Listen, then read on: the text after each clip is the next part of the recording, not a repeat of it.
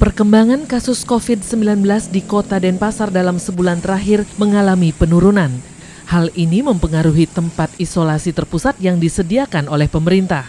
Di Denpasar yang awalnya memiliki 11 lokasi tempat isoter, kini hanya tersisa 1 tempat isoter dengan keterisian 30%.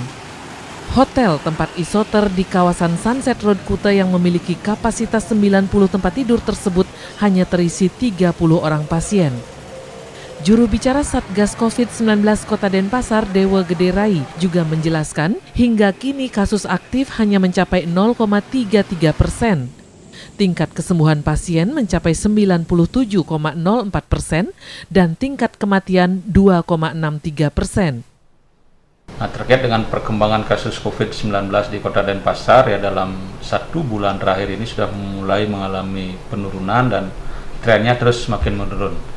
Dan kita harapkan ini bisa terus kita bisa kita pertahankan dan malah kita akan turunkan lagi, sehingga kita berharap dalam evaluasi ke depan nanti Denpasar bisa masuk ke level 1. Jadi sampai saat ini untuk kasus aktif itu masih hanya 0,33% dan tingkat kesembuhannya sudah mencapai 97,04% dan kasus kematian 2,63%. Nah, itu kondisi sampai hari ini.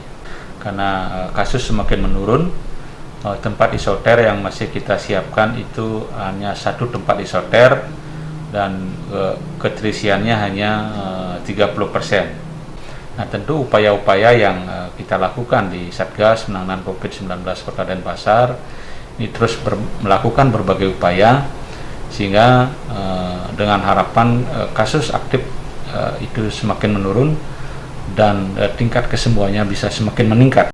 Sementara untuk keterisian bor di 12 rumah sakit pemerintah dan swasta yang menjadi rumah sakit rujukan COVID-19 di Kota Denpasar, rata-rata keterisiannya mencapai 10 hingga 20%.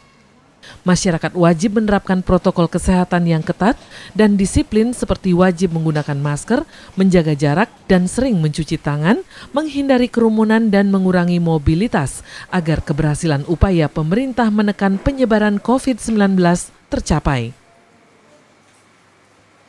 Komang Suarbawa, Kompas TV, Denpasar, Bali.